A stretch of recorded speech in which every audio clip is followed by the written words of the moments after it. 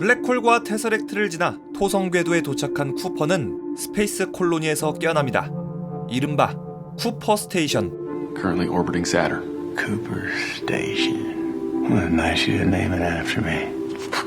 What? Station isn't named after you, sir. 쿠퍼는 양자 데이터를 머피에게 전송했고 머피는 그 양자 데이터로 중력 방정식을 풀이했습니다.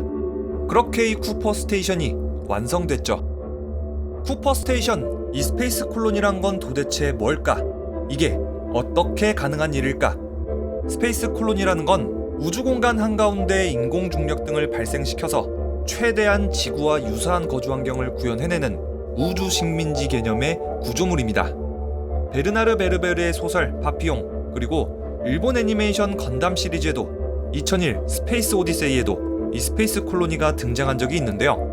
응? 뭐야 이거? 그냥 우주정거장 아니야? 라고 말씀하실 수도 있겠지만은 전혀 다릅니다. 우주정거장은 정말 잠시 동안 머무는 공간이지만은 스페이스 콜로니는 인간이 실제로 생활이 가능한 인공행성이거든요. 자, 스페이스 콜로니가 뭔지는 대충 알았습니다. 그런데 스페이스 콜로니 건설은 그렇다 치고 무중력 상태의 우주에서 어떻게 중력을 발생시킬까? 우주 한복판에서 인공중력을 만드는 가장 쉬운 방법은 우주선을 끊임없이 가속시키는 것입니다. 지난 상대성 이론 영상에서 가속도는 중력과 같은 효과를 낸다 라고 했던 말 기억나시죠? 중력과 가속도는 밀접하게 관련돼 있기 때문에 구별이 불가능하다 때문에 가속을 끊임없이 하는 우주선 안에서는 중력과 같은 효과가 생깁니다. 하지만 문제가 있습니다. 이 방식을 실현하기 위해서는 끊임없이 가속해야 되기 때문에 무한동력 혹은 초고효율 엔진이 필요합니다. 그런데 아니 이게 무슨 설국열차 엔진도 아니고 무한동력이라는 것 자체가 연력학 제1법칙 에너지 보존의 법칙을 어기는 그런 개념이라서 사실상 실현이 불가능하죠. 화학 로켓은 추진력이 강하지만 금방 태워버리고 다 쓰게 될 겁니다. 게다가 무겁기 때문에 우주선에 실을 수 있는 양도 한계가 있죠. 이온 엔진은 몇 년을 가동시킬 수 있을 정도로 정말 효율적이지만 추진력은 정말 미약합니다. 이온 엔진이 내는 추력은 약 200mN이라고 하는데 인간이 방귀 한번 낄 때 추력하고 비슷하죠. 그렇다면은 지구하고 같은 중력을 내기에는 에너지가 턱없이 부족하죠. 자, 이렇게 가속도를 이용한 중력을 만든다는 건 비현실적입니다. 그렇다면 다음 방법은 어떨까요? 바로 원심력을 이용하는 겁니다. SF 역사상 길이 남을 명작 2001 스페이스 오디세이, 건담 시리즈, 그리고 인터스텔라까지 이 원심력을 이용한 인공중력을 만드는데요. 원리는 간단합니다. 회전 속도에 따른 원심력을 중력 대용으로 이용하는 거죠. 그 어렸을 때 놀이터 뺑뺑이 다들 기억하시죠? 이게 겁나게 빠르게 돌게 되면은 바깥으로 튕겨나가려고 하는 원심력 때문에 버티는 것 자체가 힘들어지잖아요. 이거랑 똑같은 겁니다. 컵에 물을 담고 뱅뱅 돌려도 물은 떨어지지 않습니다. 하지만 돌리는 걸 그만두는 순간 물은 아래로 떨어지죠. 공군의 원심 가속기도 같은 원리. 이 원심력이 적당하면 지구의 중력 1G. 이런 원리로 인듀어런스 5는 1G만큼 회전했던 겁니다. 30% spin. 1G. How's gravity treating you back there? 원심력이 너무 과해지면 사람이 버틸 수 없을 만큼의 힘이 생깁니다. 영화 퍼스트맨에서 아폴로가 회전하는 우주선에서 엄청난 원심력을 받은 것도, 쿠퍼가 도킹을 시도하는데 브랜드 박사가 기절한 것도 원심력이 너무 강했기 때문이죠. 스페이스 콜로니의 중력은 회전 속도가 빠르면 빠를수록 중심축으로부터 거리가 멀면 멀수록 커집니다. 이 방식을 따르면 스페이스 콜로니의 자전 속도에 따라 콜로니의 크기에 따라 중력 조절이 가능해집니다. 회전이 멈추면 무중력 상태로, 적당히 회전하면 지구와 같은 중력 1G로 조절이 가능하죠. 그런데 이 방식 역시 만능은 아닙니다. 뭐가 문제인고 하니, 첫 번째, 회전하는 실린더 내벽에 붙어야만 중력의 영향을 받는다는 것. 중심축에 가까워질수록 무중력에 가까워지고 중심에서 먼 가생이만 중력의 영향을 받습니다. 놀이터 뺑뺑이가 도는데 딱 가운데 올라타 본 적 다들 있죠? 거기서는 원심력을 느낄 수 없었죠. 그거하고 같은 원리입니다. 그래서 지표면에 밀접한 대기는 원심력의 영향을 받아서 회전하게 되지만은 원 중심으로 갈수록 인공 중력의 영향이 약해져서 스페이스 콜로니 내부의 대기는 멈춰 있게 됩니다. 결국 이 우주 건축물 안에는 매 순간 폭풍이 들어닥칠 위험이 생기는 거죠. 두 번째 문제는 이 구조물 자체가 오지게 커야 된다는 겁니다. 그렇지 않으면은 회전하는 게 의미가 없거든요.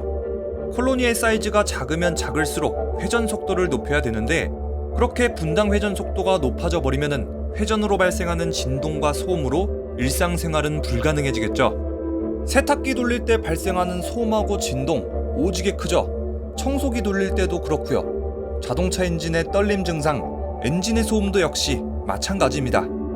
그런데 이렇게나 거대한 구조물을 돌리게 되면은 소음과 진동 정말 엄청나겠죠. 영화 인터스텔라에서 로밀리 박사는 빠른 회전으로 인한 멀미를 호소했습니다. Romilly? Hey, you okay? Okay, I think we have some Dramamine in the hot pot. I'm just gonna go get that. Bring a lot. Can we stop the spinning? 만약에 이게 극단적으로 작은 콜로니라면 신체 위치에 따라 중력을 받는 힘이 달라집니다. 저 부엉이는 가운데만 무중력이니까 고자가 될 확률이 높겠죠.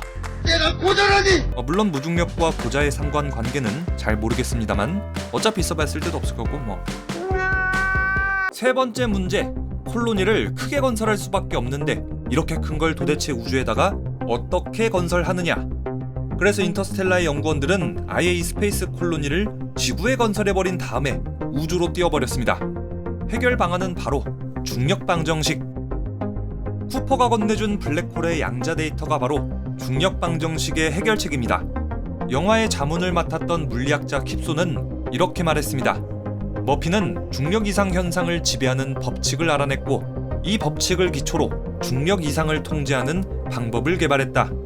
머피는 지구 내부의 중력 상수 G를 줄이는 방법을 개발한 것이 틀림없다. 영화 내내 브랜드 교수하고 머피가 연구하던 방정식이 바로 중력상수 G를 조절하는 공식입니다. 중력상수라는 것은 중력의 세기를 나타내는 상수, 수식은 대충 이렇습니다. 중력상수는 두 물체 간의 인력을 나타내는 값인데요. 그런데 이걸 조절하게 되면 정말 중력을 마음대로 조절하는 게 가능해집니다. How do you get it off the ground? The first gravitational anomalies changed everything. That harnessing gravity was real. I started working on the theory and we started building this station. 머피는 아버지를 통해 이 공식을 받았고 결국엔 반중력 장치를 개발한 것으로 생각되는데요. SF 영화에서 자주 나오는 이 반중력 장치로 비로소 중력을 마음대로 제어할 수 있게 된 거죠. 하지만 중력을 마음대로 다룬다는 건 사실상 불가능에 가깝습니다. 아인슈타인의 상대성 이론을 거스르는 물리학적으로 모순이 많은 기술이기 때문이죠. 어쨌든 머피는 방정식을 풀었고 거대한 쿠퍼 스테이션을 지구에서 우주로 이동시켰습니다. 그렇다면 영화에서 이 중력 방정식의 해법은 뭐였을까? 물리학자 킵소는 이렇게 말했습니다. 나도 알고 싶다 이 새끼야. 한마디로 아직까지 인간의 기술로는 실현이 불가능하단 얘기입니다. 공상과학이란 얘기입니다. 그런데 만 박사는 어떻게 33년 동안 개꿀잠을 잤을까? 동면 기술이 정말로 가능한 걸까? 다음 영상은 인터스텔라의 동면 기술입니다. 영상 안 올라오면 그냥 부엉이 내 터졌다고 생각하세요. 그리고 인터스텔라를 다 봤는데 아직도 이해가 안 가는 게 있다. 그런 거 있으면 댓글로 얼마든지 남겨주시기 바랍니다. 그러면 제가 그 댓글을 보고 또 다음 컨텐츠로 제작해 보도록 하겠습니다. 그럼 지금까지 리뷰형이었습니다.